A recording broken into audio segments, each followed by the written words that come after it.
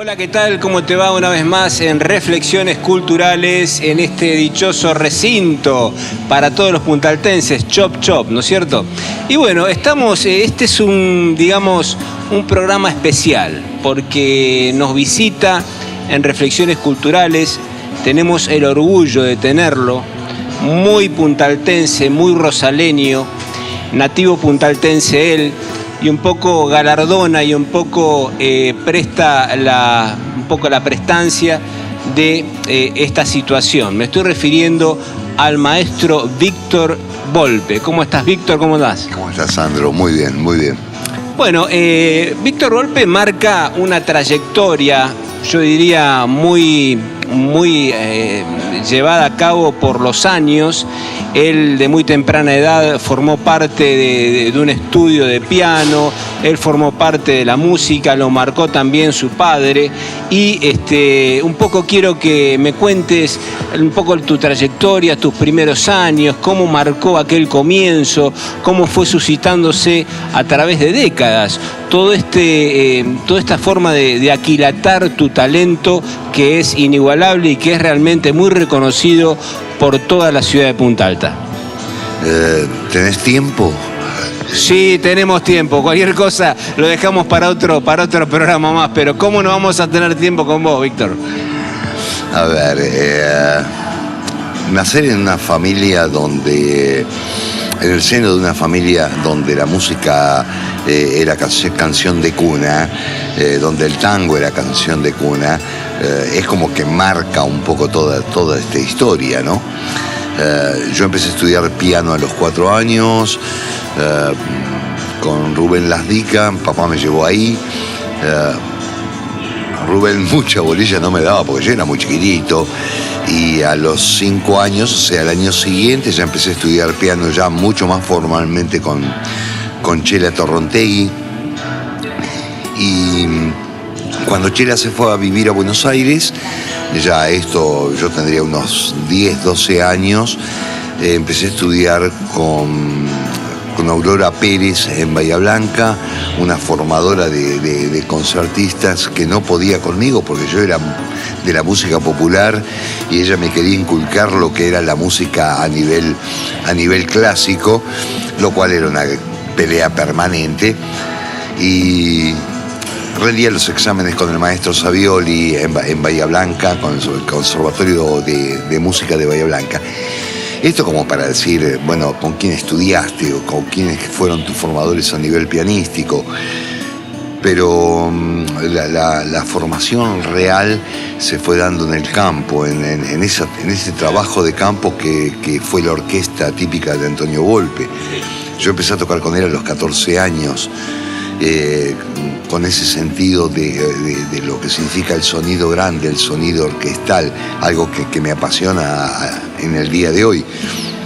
Así que por allí, por los 20 años, la orquesta Antonio Volpe deja de ser tal y nos convertimos en el trío Volpe Tango Contemporáneo, que por esas cosas de la vida, una grabación de un programa que habíamos hecho en vivo en Radio Nacional, con mi viejo en bandoneón, Marcelo Scrich en bajo eléctrico y yo en el piano. Perdón. Cayó en manos de Nélida Ruchetto, una señora muy fanática del tango, presidenta de la Casa del Tango de Buenos Aires, y nos propone hacer una grabación.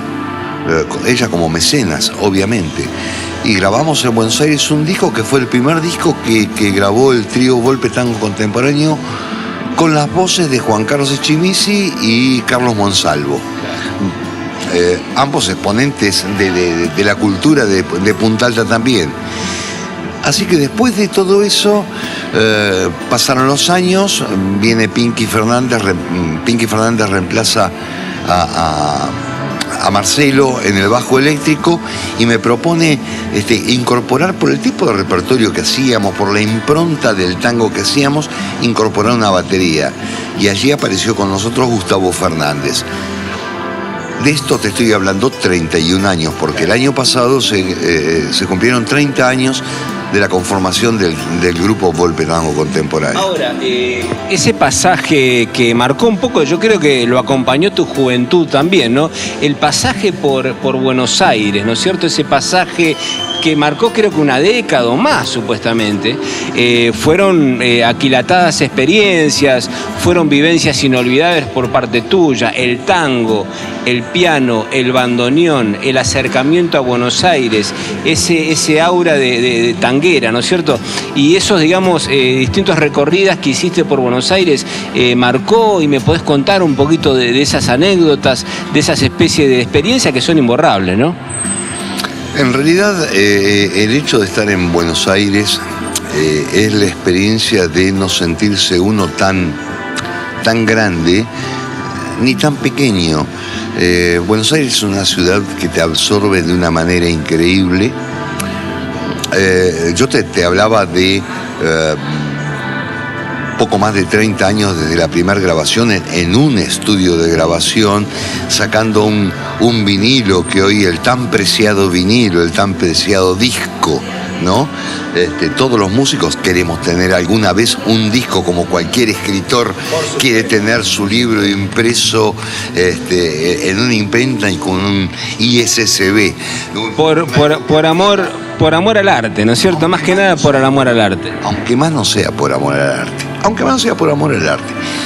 Lo real es que Buenos Aires para mí comenzó a ser como una meta a partir del momento en que Lito Nevia se hace cargo de la producción de 2 discos del grupo Volpe Tango Contemporáneo en los estudios Melopea, desde el momento en que el canal Solo Tango hace su aparición en Buenos Aires y allá estamos haciendo programas de televisión a nivel tango y estar rodeándonos, codeándonos con gente que vos decís, pero yo a esto ni la punta del zapato le puedo ilustrar dónde estoy parado. Pero bueno, es un poco todo eso. Y realmente, gracias a Dios, ¿no? Para nosotros, la gente del interior, esto del internet nos ha llevado a estar tan lejos como tan cerca. Y por de pronto, el hecho de haber juntado a Nora Roca con el grupo Volpe Tango Contemporáneo nos dio tanto a ella como a nosotros una proyección a nivel Capital Federal que no pensábamos nunca llegar a tenerla. Yo quisiera un poco, en el próximo segmento, seguir con Víctor Volpe. Y sí, yo pienso que esta experiencia en Buenos Aires ha servido de mucho. Tengo amigos que son artistas y el paso por Buenos Aires aquilata y un poco llena de experiencia y de anécdotas el pasaje en sí. Enseguida volvemos con Víctor Volpe.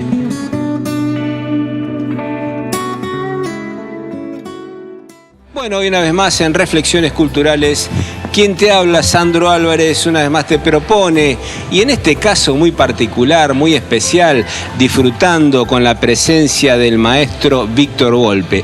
Yo quisiera un poco preguntarte todo el acontecer en la parte bueno, estás dentro de la Dirección de Cultura, estás con un taller de repertorio. Contame un poco todo eso que interesa mucho a la gente que tiene deseos de cantar en algunos aspectos, y bueno, es bueno la información. Más que una información, es la realidad de este taller de repertorio e interpretación de tangos, que se comenzó a hacer hace 3 años con el inicio de la gestión de Gustavo Buscairol y de Nahuel Pereira Oliveros. En realidad yo no le tenía nada de fe, Sandro. Para mí era, y bueno, así como tengo compañeras de trabajo en la estación Solier que dan talleres de cerámica, yo voy a dar talleres para ver cómo pueden hacer para cantar. Y en la primer clase, que fue un lunes, como es ahora, de 4 a 6 de la tarde, los lunes y los jueves, vale la invitación para que sigan yendo, pero el primer lunes tenía 25 personas rodeándome, yo con el piano, y bueno, y diciéndoles, yo no canto, o mejor dicho, canto muy mal, por lo tanto no quiero cantar, no quiero ser, cualquiera de ustedes puede cantar mucho mejor que yo, y creándoles la iniciativa y el incentivo para que a las letras de tango, a las ricas letras de tango, escritas por tipos que de esto sabían un montón y saben un montón, hay que sacarle jugo. Cada palabra tiene sentido y si se la transmite a través de la música, tiene un doble sentido todavía.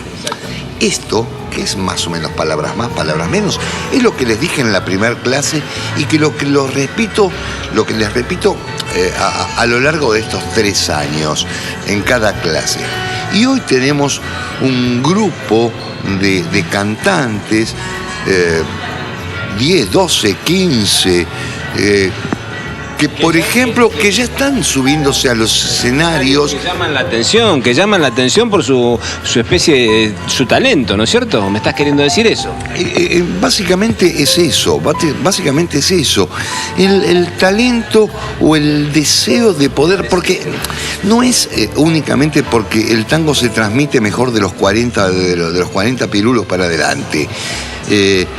Porque tengo gente mucho más joven, como el caso de Paula o el caso de Matías, de Paula Álvarez, Matías Falaschi, Verónica Oliva, Eliana Benítez, gente que está en una edad intermedia, como Susana Ocampo, Carlos Díaz, Daniel Latorre. Bueno, Daniel es más de nuestra generación, ese es un veterano. Yo vengo más te agradezco, Reflexiones Culturales te agradece la presencia, es un honor para nosotros y bueno, ojalá que tengamos otras charlas y ojalá que tengamos otras visitas por parte tuya. Muchísimas gracias, Víctor, y bueno, tus últimas palabras.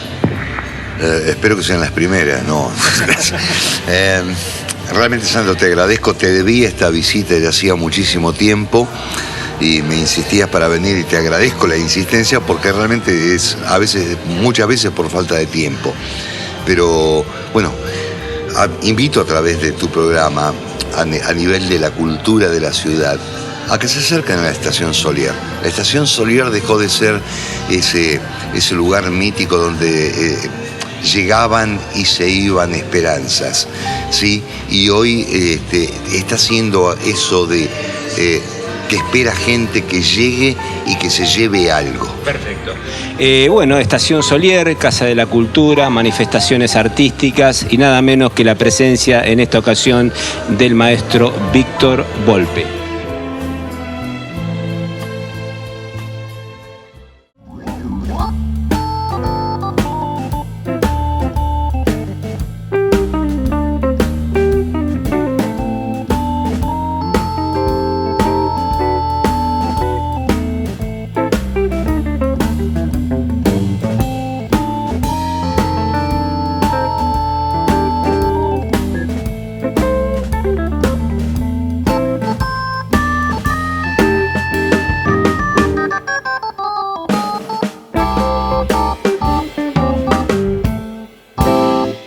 Esta tarde espléndida aquí en Chop Chop, la confitería puntaltense.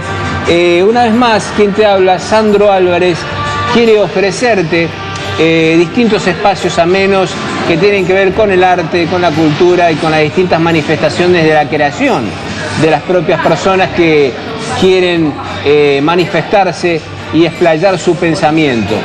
Yo te quiero llevar un poco, una vez más, a la reflexión, un poco volviendo como una letanía, a la reflexión de un grande de la literatura argentina, que fue Jorge Luis Borges. Yo siempre dije, recientemente le estaba diciendo a un amigo que hay muchos espacios para llenar de Borges, ¿no? Hay muchos espacios para llenar de Borges, muchos espacios para hablar de las lecturas de Borges.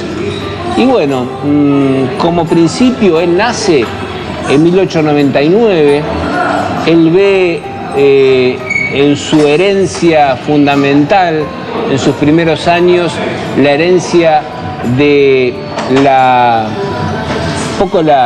biblioteca que le lega el padre, ¿no? Tenemos en cuenta que por parte del padre tenemos una generación, por parte paterna de Borges, tenemos una generación de eruditos una generación de intelectuales, de escritores, de poetas. La finura estuvo ahí en esos ancestros, y él dice en un reportaje que ese poeta que forma parte de la rama de su familia le escribe en 1820 un poema muy característico a Manuel Belgrano, ¿no? Y él dice: ojalá yo pudiera haber escrito esos versos. Jorge Luis Borges, controvertido en el aspecto de su pensamiento con respecto a lo político del país, a lo político de Latinoamérica en aquel entonces. Se le atribuyó que su posicionamiento por parte ideológica no le restó mérito, y no pudo de esa forma no pudo obtener el Premio Nobel de Literatura. Pero bueno, son todos comentarios, son todas especies de opiniones que yo creo que no vienen al caso. Yo creo que Borges, ¿cómo definirlo de alguna manera? Lo podemos definir como el lector más importante de la humanidad. No solamente yo lo defino así, sino lo definen críticos, lo definen historiadores de la personalidad de Borges, ¿no? El lector más importante, el lector más armado, más proclive a buscar más allá de lo que leía, ¿no? Él es, sin lugar a dudas, el inventor él inventa una fórmula, es una persona muy inteligente, inventor de la literatura fantástica. Y la literatura fantástica lo muestra muy bien en el libro El Alep, ¿no es cierto? Ese Alep, ¿no es cierto? Ese sótano en donde baja el personaje, caracterizado como él, en donde baja y ve en una esfera tornasolada de insípido fulgor, con 2,5 centímetros de diámetro, en donde puede ver toda la humanidad, donde puede ver todo el universo, donde puede ver todas las manifestaciones habidas y por haber. Yo quiero un poco razonar en este aspecto, en donde Borges era un adelantado, en donde Borges ve en ese cuento maravilloso que, propio de un genio, forma parte del futurismo que está ahí en Borges, ¿no es cierto? Todo vemos por la internet de hoy por hoy, todo lo que podemos ver, está todo ahí, y un poco el Alep forma parte de eso, ¿no es cierto? Que fue escrito a fines de 1940. Y la literatura fantástica que Borges nos trae en la década del 40, yo creo que, bueno, la literatura fantástica en sí es la literatura de los fantasmas de fines del siglo XIX, ¿no es cierto? Y Borges, en esa literatura fantástica, más que nada, hace una ficción especulativa y muy enriquecedora, en donde más adelante vamos a tratar en otro segmento.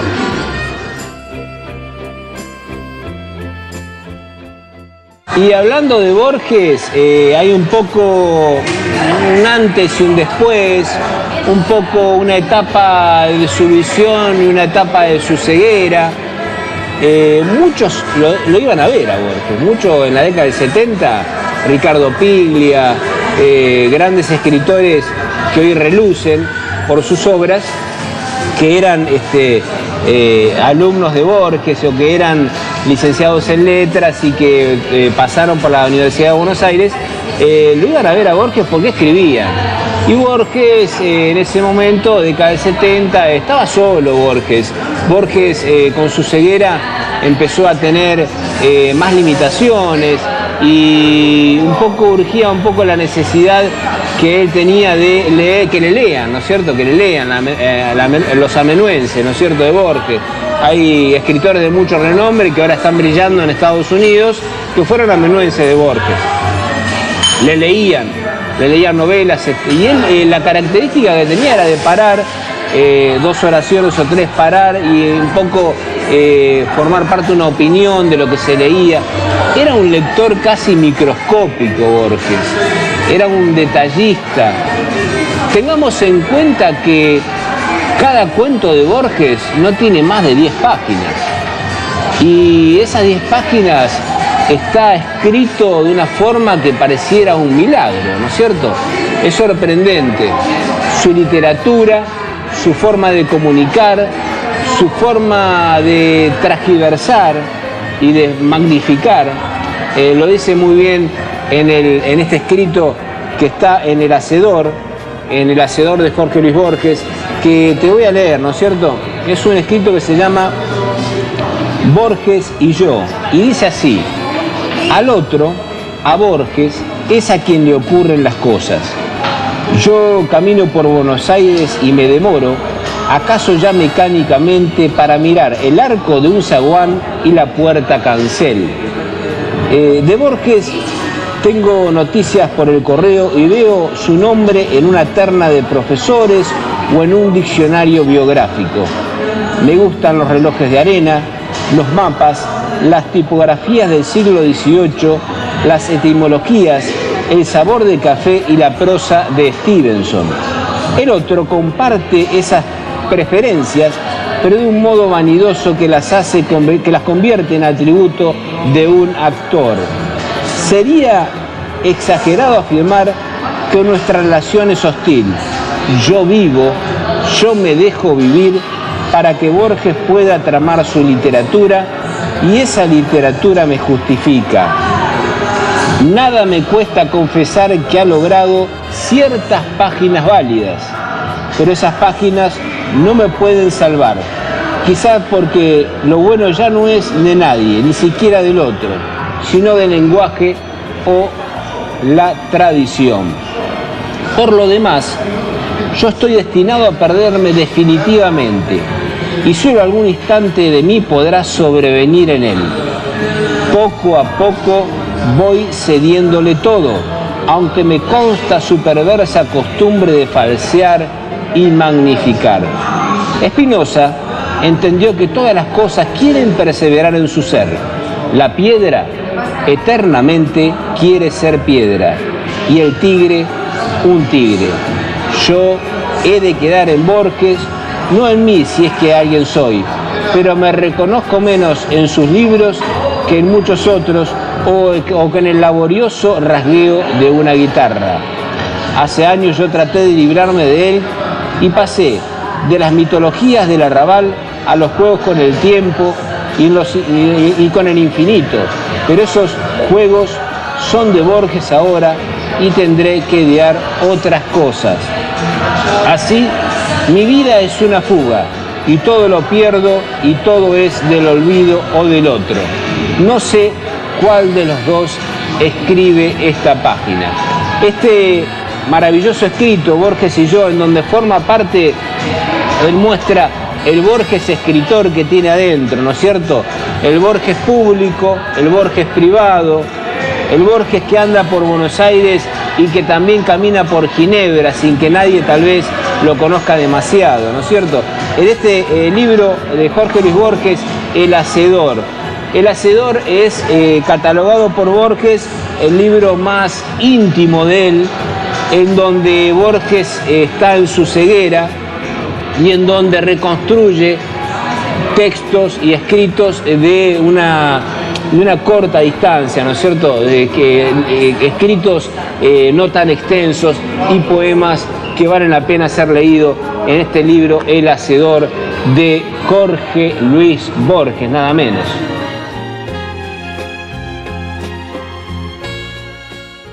Bueno, y en las sugerencias literarias, Albert Camus no puede estar ausente, este escritor francés, autor de El extranjero, ¿no es cierto? Es una especie de retrospección interna, una manifestación de la vida de un personaje y un maravilloso libro que se puede leer en una tarde porque apenas 138, 140 páginas, El extranjero, nada menos, de Albert Camus. Y acá tenemos taller de corte y corrección de mi amigo Marcelo Di Marco, este escritor tan experimentado que formó parte de los talleres literarios de Vicente Batista, otro escritor argentino. Marcelo Di Marco acá muestra en taller de corte y corrección para aquellos que quieren escribir, quieren escribir un relato, un cuento. Está específicamente un poco orientado en la narrativa. Hay distintos tics de corte y corrección que ayuda mucho a los que están iniciándose en la escritura, a los que ya están adelantados en la misma y pueden formar parte de los distintos tics de escrituras de Marcelo Di Marco. Y acá un poco quiero detenerme a un autor puntaltense, no hace mucho partió, me estoy refiriendo a este autor de esta novela, La Armónica, de Osmar Ibarra, una personalidad de la ciudad de Punta Alta. Osmar Ibarra, sí, como vos ves, es autor de La Armónica, una novela de corte romántico. Y bueno, Osmar Ibarra forma parte de nuestra identidad, ¿no es cierto? Un puntaltense más que escribe y se anima a publicar esta novela La Armónica. Y bueno, una vez más, te deseo que pases una semana más hasta que nos volvamos a encontrar aquí en Reflexiones Culturales. Quien te habla, Sandro Álvarez, te dice hasta la próxima semana.